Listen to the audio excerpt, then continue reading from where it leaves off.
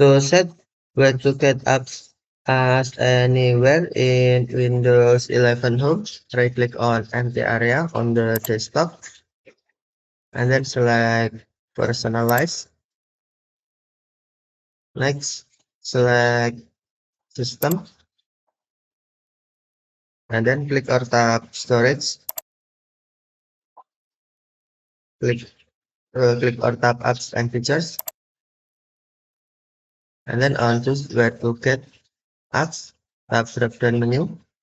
Click or tap drop-down menu and then you can select anywhere, but let me know if there's a comparable as in the Microsoft Store or anywhere, but well, me before installing an update not from Microsoft Store.